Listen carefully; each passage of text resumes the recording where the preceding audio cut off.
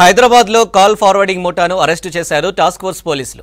నిందితులు voice over internet protocol పరికరాలను ఉపయోగించి అంతర్జాతీయ కాల్లను లోకల్ కాల్గా మారుస్తున్నట్లు గుర్తించామన్నారు టెలికాం డిప్యూటీ డైరెక్టర్ శ్రీనివాసరావు.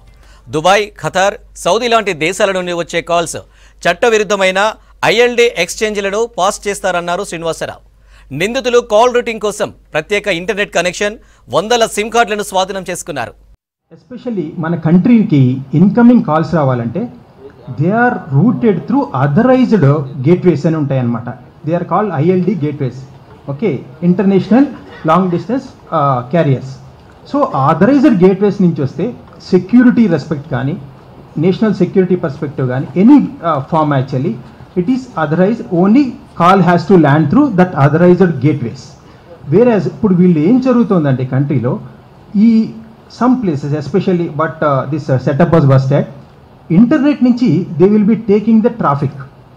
ఆ ట్రాఫిక్ తీసుకుని స్పెషల్గా ఒక సాఫ్ట్వేర్ యూజ్ చేసుకుని, ఒక ఎక్విప్మెంట్ యూజ్ చేసుకుని they are diverting the calls as if it was a Indian number with Indian నెంబర్స్తో వస్తుందన్నమాట. సపోజ్ ఈ ఎంటైర్ ర్యాకెట్లో ఏం జరుగుతుందంటే అండి, they will be using multiple SIM cards.